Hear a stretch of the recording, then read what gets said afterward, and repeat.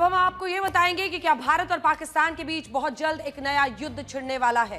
पाकिस्तान के रक्षा मंत्री ख्वाजा आसिफ ने एक टेलीविजन इंटरव्यू में दावा किया कि बहुत जल्द भारत और पाकिस्तान के बीच एक नया युद्ध शुरू हो सकता है। उनका कहना है कि भारत पर चारों तरफ से यह दबाव आ रहा है कि वो किसी भी तरह पाकिस्तान के खिलाफ एक नए युद्ध की शुरुआत करे, और वो भी ये भी कह रहे हैं कि बिहार के विधानसभा चुनाव में पाकिस्तान का नाम लेकर भारत एक तरह की भड़काऊ कार्रवाई करना चाहता है। देखिए दिमाग इनका। और भारत और पाकिस्तान के बीच युद्ध की आशंका असली है।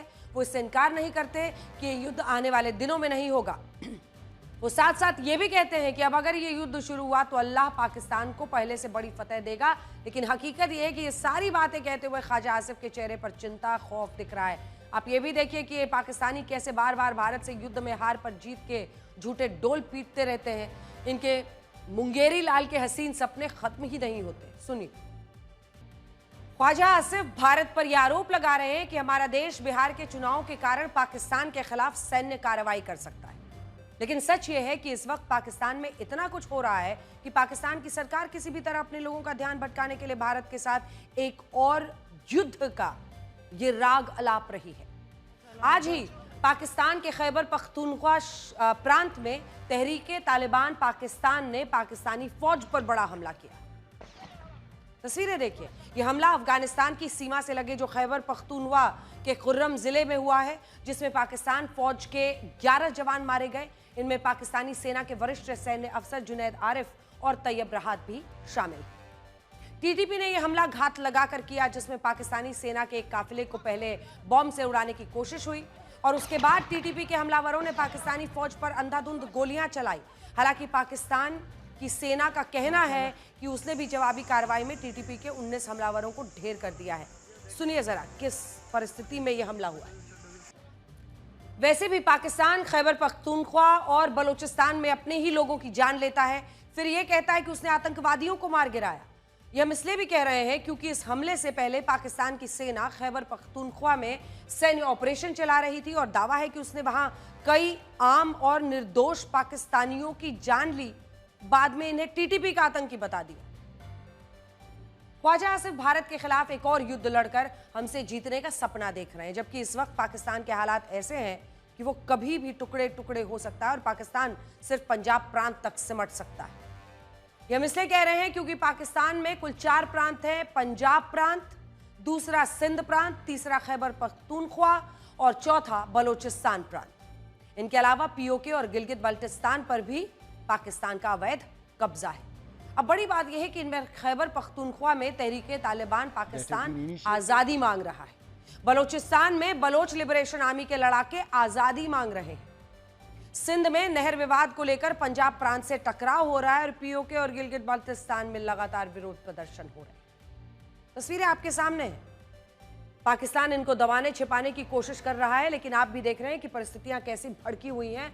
हर रोज नई तस्वीरें आ रही है। सोचिए, पाकिस्तान में इस वक्त चारों तरफ अशांति है और ऐसा लगता है कि पश्चिमी देशों के थिंक टैंक ने पाकिस्तान को लेकर जो आशंका जताई थी वो सच होती हुई दिख रही है। इस थिंक टैंक का नाम है कार्नेगी और Carnegie endowment for international peace. इस रिपोर्ट में यह बताया गया है कि कैसे पाकिस्तान का बंटवारा हो सकता है और पाकिस्तान सिर्फ पंजाब प्रांत तक सिमट के रह सकता है। मैं आपको बड़ी स्क्रीन पर भी ये दिखाना चाहती हूँ जिससे आप समझ पाएंगे कि पाकिस्तान के जिन टुकड़ों की बात लगातार हो रही है, आखिर पंजाब प्रांत के लिए सिर्फ अगर पूरा का पूरा वहां की आर्मी, वहां के अमीर, सारी जो संसाधन है वो पंजाब प्रांत को दे देंगे तो बाकी इलाकों का क्या होगा। अगर आप इस नक्शे को देखेंगे तो पाकिस्तान अभी 6 हिस्सों में बटा हुआ है। बलूचिस्तान आप देख रहे हैं, उधर का हिस्सा जो कि लगा हुआ है अफगानिस्तान से। सिंध ये वाला हिस्सा है।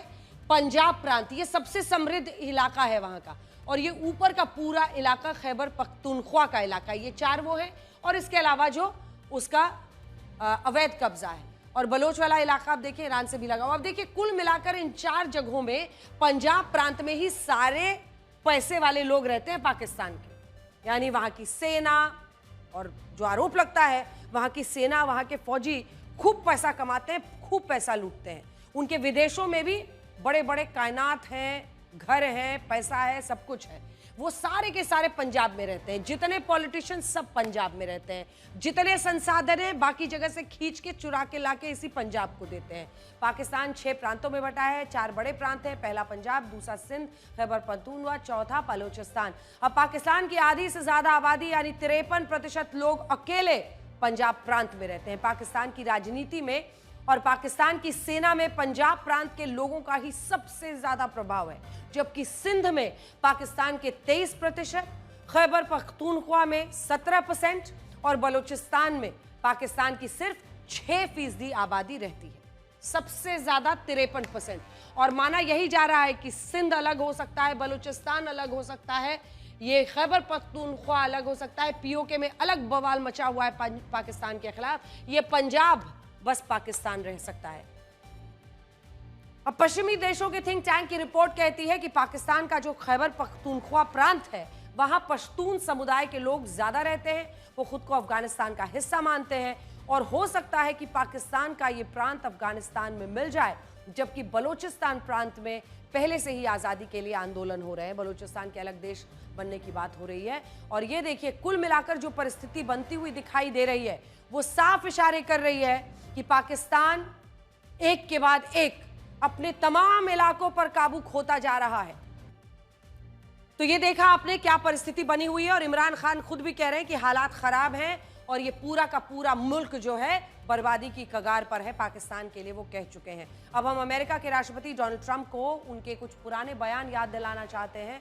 2012 में उन्होंने कहा था कि पाकिस्तान अमेरिका का दोस्त नहीं हो सकता क्योंकि उसने ओसामा बिन लादेन को छिपाया था।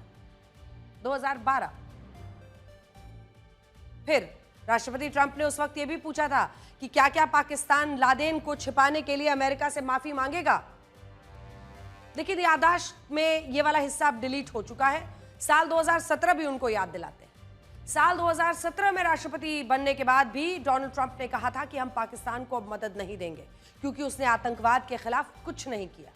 2018 में उन्होंने ये कहा कि पाकिस्तान ने अमेरिका से अरबों डॉलर लिए लेकिन इसके बावजूद बार बार आतंकवादियों को पनाह दी और पाकिस्तान झूठा है, और उन्होंने उस वक्त पाकिस्तान को धोखेबाज भी कहा।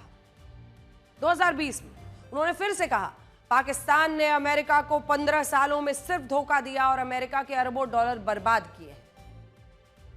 राष्ट्रपति ट्रंप के ये सारे बयान हम इसलिए याद दिला रहे हैं क्योंकि राष्ट्रपति ट्रंप इन्हें कहकर अब भूल चुके हैं और अब उन्होंने पाकिस्तान पर एक बहुत बड़ी मेहरबानी की है। यूएस डिपार्टमेंट ऑफ वॉर ने अपने देश की एक रक्षा कंपनी को 35 देशों की तरफ से ये कॉन्ट्रैक्ट दिया है कि अमेरिकी कंपनी इन सभी देशों को हवा से हवा में मारने वाले जो सबसे आधुनिक मिसाइलें हैं उसकी आपूर्ति करेंगी। इन मिसाइल्स को AIM-120 advanced medium range air to air missiles कहते हैं, जिन 35 देशों को अमेरिका ये मिसाइल दे रहा है उनमें ब्रिटेन, जर्मनी, दक्षिण कोरिया, सऊदी अरब, ऑस्ट्रेलिया, इजराइल और पाकिस्तान भी शामिल है। सबसे बड़ी बात यह है कि जो पाकिस्तान आर्थिक कंगाली से जूझ रहा है और जो IMF के लोन की शर्तों के हिसाब से इतना बड़ा रक्षा सौदा किसी कीमत पर नहीं कर सकता, उस फटीचर पाकिस्तान को राष्ट्रपति ट्रंप की मेहरबानी से ये मिसाइल मिल गई है और ये भारत के लिए अच्छी खबर बिल्कुल नहीं है। अब तक पाकिस्तान के पास इस मिसाइल का C5 वेरिएंट था जो उसे अमेरिका से 2007 में मिला था, लेकिन अब उसे इस मिसाइल का C8 और D3 वेरिएंट मिल जाएगा। इस मिसाइल को अमेरिका की सबसे आधुनिक मिसाइलों में से एक माना जाता है। यह मिसाइल 30 सालों की टेस्टिंग और प्रोडक्शन के बाद तैयार किया गया है। इस एक मिसाइल की कीमत 8 से 10 करोड़ रुपए है और इसे किसी भी मौसम में दागा जा सकता है। इसकी स्पीड ध्वनि की गति से 4 गुना ज्यादा है, यानी लगभग 5000 किलोमीटर प्रति घंटे इसकी रफ्तार है और इसकी मारक क्षमता 160 किलोमीटर है। और ये सोचिए, अमेरिका ने ये मिसाइल अब पाकिस्तान को देने का फैसला लिया है। वैसे ये अमेरिका पहली बार नहीं कर रहा है, हर बार अमेरिका ने पाकिस्तान को हथियार देकर उसकी मदद की और बाद में इन्हीं हथियारों को पाकिस्तान ने भारत के खिलाफ इस्तेमाल किया है। हालांकि इस सब के बीच भारत ने भी अपने एक फैसले से अमेरिका को चौंकाया है।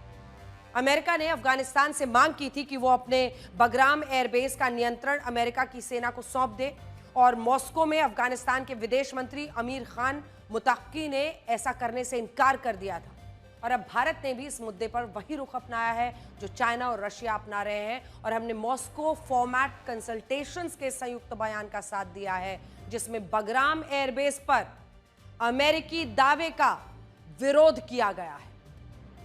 तो ये बड़ी खबर है। और अब अफगानिस्तान के विदेश मंत्री आमिर खान मुत्ताकी 9 अक्टूबर से 16 अक्टूबर के बीच भारत के दौरे पर आ रहे हैं और इसके बारे में भी हम आपको पूरा विश्लेषण कल दिखाएंगे।